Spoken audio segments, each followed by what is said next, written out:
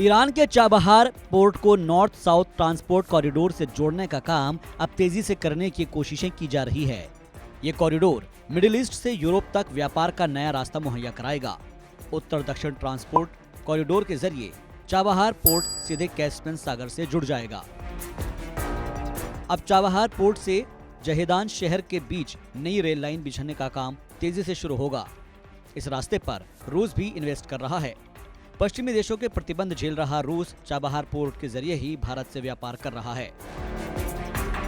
Iran के Chabahar port पर cargo तेजी से बढ़ रहा है और माना यह जा रहा है कि चाबहार पोर्ट ही अब international north south transport corridor का प्रवेश बिंदु होगा। अभी मुंबई से चाबहार तक शिप के जरिए सामान भेजा जाता है। चाबहार से तेहरान पहुंच जाता है। तेहरान से अजरबैजान के बाकू होते हुए मॉस्को और सेंट पीटर्सबर्ग तक पहुंच जाता है, जबकि तेहरान से इस्तांबुल होते हुए यूरोप तक पहुंच जाता है।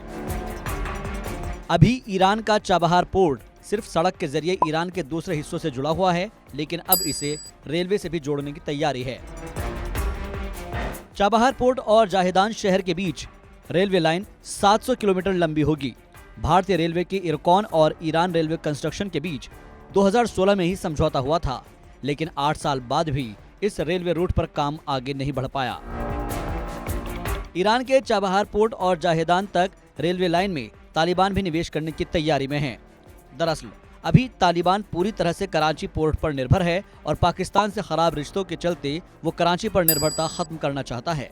जाहेदान शहर तालिबान की सीमा के बेहद करीब है। अभी चाबहार तक मुंबई और कांदला पोर्ट के जरिए पहुंचा जाता है। रेलवे लाइन बनने के बाद चाबहार में माल अनलोड कर मालगाड़ी के जरिए जाहेदान तक पहुंचेगा और ये जाहेदान को अफगानिस्तान के जारंज होते हुए काबुल तक सीधे जोड़ने की तैयारी है। भारत ने अप्रैल में ही चाबहार पोर्ट का कंट्रोल ईरान से अपने हाथों में ले लिया है और दोनों ही देशों के बीच समझौता भी हुआ है। ऐसे में अब ये माना जा रहा है कि चाबहार पोर्ट भारत को यूरोप से जोड़ने के लिए एक विकल्प के तौर पर उभरेगा। Bureau report, India news.